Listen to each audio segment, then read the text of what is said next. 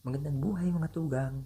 So, kumusta kayo dyan? So, sana nasa mabuti kayong kalagayan. So, stay at home lang tayo. Huwag kayong labas ng bahay kung hindi naman kailangan. So, yan. So, ngayong araw, gagawa tayo ng tutorial kung paano gumawa ng channel art. So, kasi kailangan natin ito sa ating YouTube channel, lalo na sa'yo. Small YouTuber ka pa lang, pares tayo small YouTuber. So, kailangan maging presentable ang ating YouTube channel. So, kailangan natin ng channel art.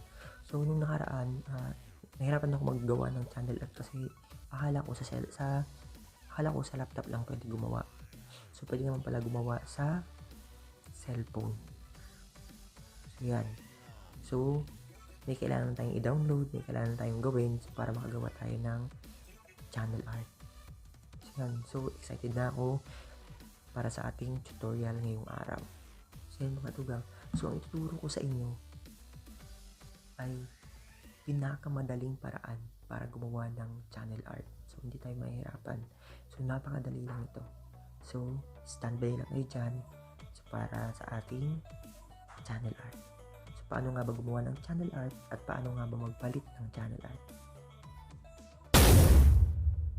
So, yan mga tugang. So, magsisimula na tayo.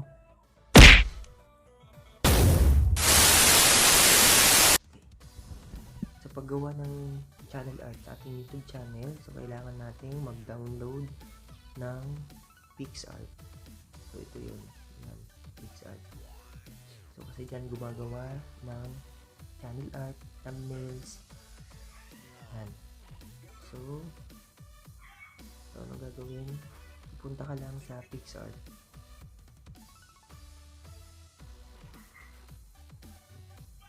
Kahit walang internet, pwede kang gumawa dito na thumbnail, channel art. Punta ka lang dyan. So yan, punta ka na sa PixArt. So kailangan click mo lang yung plus dyan, plus. So anong next? O kailangan gumawa ka muna ng background, color background. So ang ginawa ko nung nakaraan, ito. Siyempre, yung size niyan, kailangan i-crop mo siya YouTube. Hanapin mo ang YouTube. Yan. So, click mo lang itong check. So, yan. So, ano mangyayari? So, may dinownload na akong template para doon sa channel art. So, add photo ulit. So, ito, click mo lang ito na dinownload mo. Yan. Tapos, i-resize mo siya hanggang yan. Na nakasize sa kinuha mong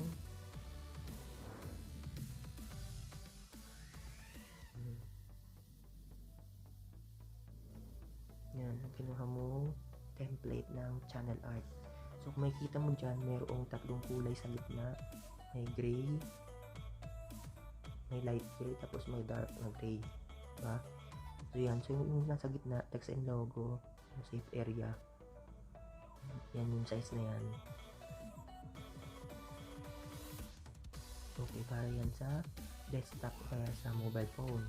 Yung sumunod naman, ito yung para sa tablet, at yung sumunod para sa desktop. O ayun yung maximum size na. So, anong gagawin? So, add photo ko ulit yung ginawa kong thumbnail. So, ito yan. So, anong gagawin? So, i-resize ko siya dyan.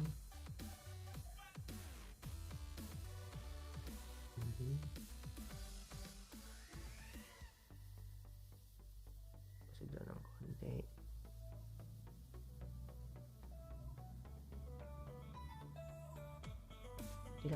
Ang ginawa ko, sinunod ko yung sa desktop minimum and mobile. Kasi pag sa cellphone, kita lahat. So, kompleto. So, pag in-extend ko siya dito sa dulo, in-extend ko siyang ganyan, ang mangyayari, pagdating sa cellphone, putol. So, ang ginawa ko, ito lang sinunod ko muna. Sa desktop lang.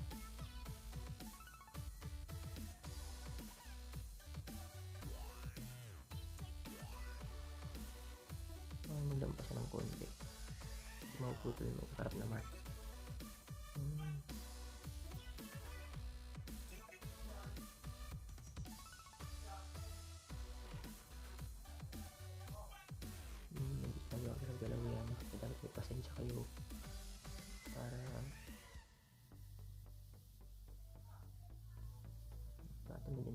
to. So, babawasan. Para gumanda ang ating channel art.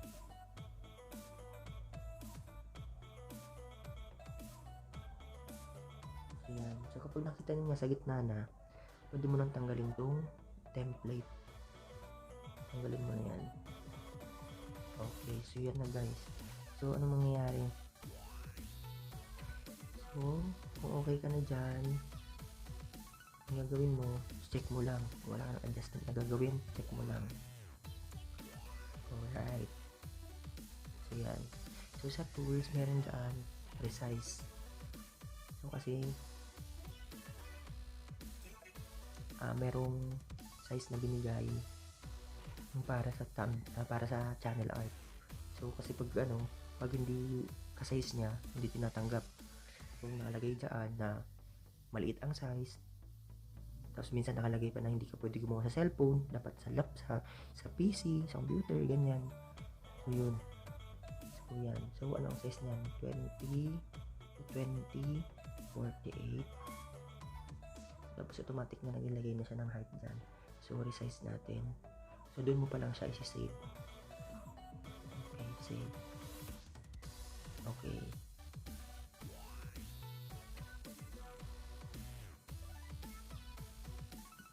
So, ito na siya guys. So, meron akong channel art dyan. Okay. So, ngayon, paano natin siya ilalagay? Diba, ilalagay natin siya dyan. Punta lang kayo sa Google Chrome. Punta kayo sa Google Chrome. So, dapat nakaano siya, desktop. Desktop siya. Yan. So, yan. So, punta kayo lang dito. Yan, nakalabas na yung ganyan. So, i-click nyo lang yung sa channel art nyo. Yan, double click lang yan. Double pindot lang yan. Tapos, select a photo. Siyempre, ang gagawin mo yung ginawa mo. Yung ginawa natin kanina. So, ito yan. So, PixArt. So, upload yan. Mag-upload. Yan. So, nandiyan, ipapakita dyan. Your channel art is going to look a bit different across devices. So, ang sunod mo cellphone, so automatic. Nakikita mo dyan. Okay. Makita mo dyan, okay siya sa cellphone, okay din siya sa TV, sa gitna, okay din siya sa desktop. Okay. So, ano nangyari? So, select mo lang yan.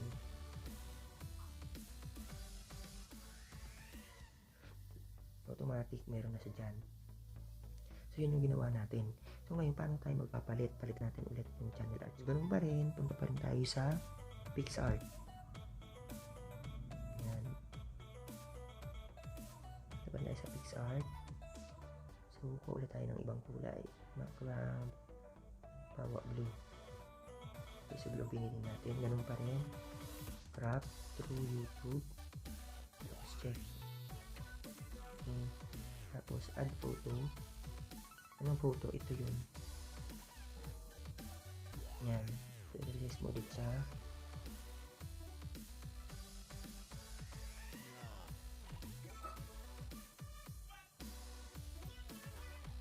Base sa size ng ginawa mo.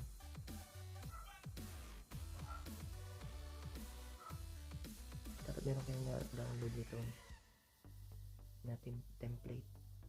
Meron sa Google. So, mabilis nila makuha yan. Okay yan. Ano nangyayari? Halimbawa, simple lang. Gusto ko ng pangalan. Pangalan ng YouTube channel. Ano pangalan ng YouTube channel?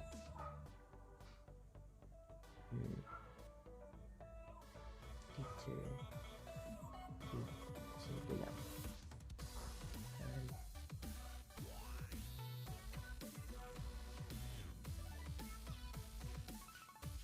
Yan. Babaguhan ko lang font.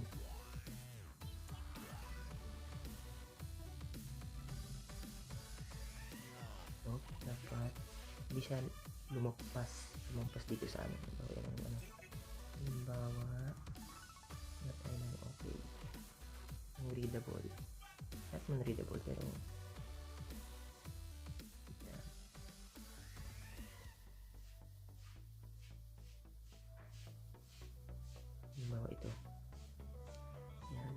center ko lang siya. Okay. Ayan, type ng kulay. Dahil blue yung background natin. Ito natin ito. White lang. Okay. Yun.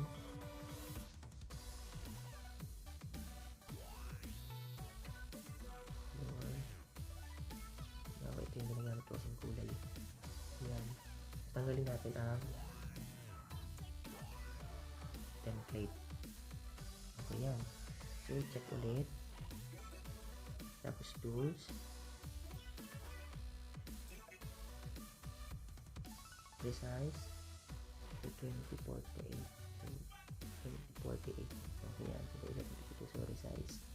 Tapos, save na natin. Okay, save. Okay, punta tayo doon sa group to.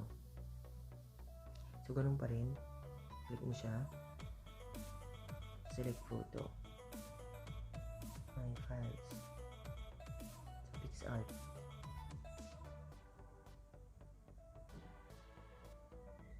Yun. So, yan. Lumabas na siya.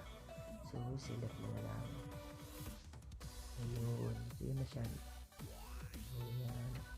So, di nga. Ayan. So, yan ang bago mong channel art. So, nakakaganda mo.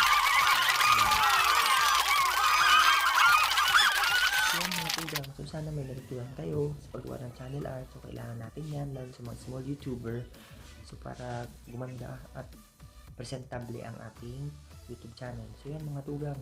So, kahit sa May 16, nasa ano na tayo, modified community quarantine. So, ganun pa rin ang protocol. Gawin pa rin natin yung dapat. Social distancing, may face mask. So, huwag tayong labas ng labas kung hindi naman kailangan. So, kasi sa ibang lugar, so, nag second wave ang virus. So, yan. So, mag-ingat tayong lahat. So, yan. So, ulit. Lagi tayong magdasal. Ayan mga tugang. So, salamat sa inyo. So, huwag niyong kalimutan mag-subscribe. Siyempre, click na din yung notification bell dyan para updated kayo sa aming mga videos. So, yan. Ingat kayo palagi. So, maraming salamat sa inyong suporta. So, yan. Sa inyong panonood. So, salamat sa inyong lahat. Bye-bye.